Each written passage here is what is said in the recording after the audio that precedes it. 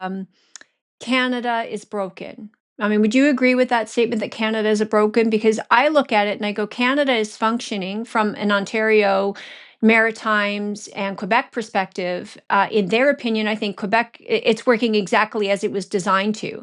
And so, 120 years, I think, of an abusive relationship, which is what I think and view Canada and Alberta have had. It was designed right from the beginning that we would fund the East. And that was it wasn't a partnership. It was really almost a position of a servitude than anything else. And that's never been corrected, despite efforts by even, we've had a prime minister, Stephen Harper, who, come from the West, who wanted just even something as simple, in my opinion, as more of a token gesture on Senate reform to provide more equal representation in the Senate, which I think we need to go far beyond that to fix the relationship with Canada. And even that was rejected because it required constitutional change, which Ontario and Quebec is never going to see Alberta in a position where it has, I think, equal representation. So I think things like interprovincial trade are things that can easily be overcome, even as an Alberta independent nation. And things like mobility, I think, why is it, and we'll do a couple of things here, is why is it that you think people are moving to Alberta? Is it because, it's seen as a more freedom? Is it because there's more economic opportunity? Or is it because, it was more affordable? And so is it an ideological reason why they're moving here, or is it economic? Well, I would say it's probably mainly economic for why people are moving to Alberta. I don't think it's a particularly strong view about maybe a difference in values and things like that. There may be some people that are certainly affected by that. I mean, I don't go around and survey their views, but I think the economics certainly shows up, and it shows up in the kind of analysis that people have been doing. But getting back to your point, the question is whether Canada is broken or not. I think is an important question because I think that's one of the reasons that you end up getting this, breakdown where all of a sudden one part of the country wants to leave. We've had a huge debate over Quebec staying in Canada. That as we know, there was two referendums in Quebec that were looking at separation. One actually almost won back in 1995. In fact, I had just joined the Department of Finance for 2 years to work on tax reform just after that referendum. And I can tell you, people were really scared of the potential of Quebec voting to leave Confederation and what the implications of that would be. So, but in the case of Alberta, I agree that Alberta's kind of not really seriously looked at by Central Canada. The governance of Canada, I think, really suffers from not having a bicameral government where you have a Senate with powers, full powers, just like the House of Commons, but being representative of the regions of Canada rather than a House of Commons that would be based on proportional representation.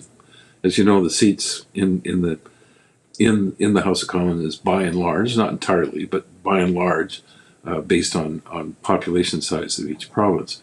And so Western Canada has really grown. I mean, when you go back to 1867, Western Canada had like 4 or 5% of Canada's population at that time.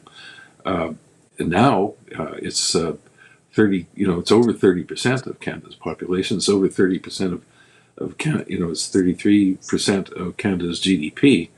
And yet they don't get the same representation in the Senate. And the Senate is more of a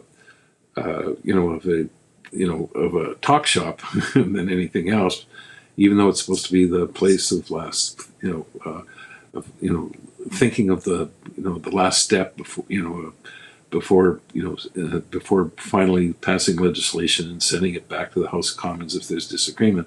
Instead, the Senate is basically powerless, mainly because it doesn't have political representation. It isn't elected, and so that has been a major failure. So that is the reason why I think if one were going to go, at least staying within the Confederation model, that I've become more convinced that the provinces have had to represent and have the powers to represent and deal with their populations. And Alberta is special. It's an entrepreneurial society, very much an entrepreneurial society, and that's where it differs from a lot of the other provinces. And so it doesn't take a long step to start saying, well, maybe if the system is broken at the national level in terms of governance, and we really can't get more autonomy in terms of powers, that separation becomes the only way out of trying to develop the province. Now, it would mean that we would have to develop more trading relationships with other parts of the world, but that I don't think is a serious issue. People talk about Alberta would be landlocked. Well, Switzerland's landlocked. It's not the end of the world. And besides, BC will be particularly isolated, will be a serious issue for them if Alberta left. And so BC would probably want to have some sort of deal made with Alberta that would give Alberta access to the rest of the world, at least off trade off the west coast, going through BC ports and everything else.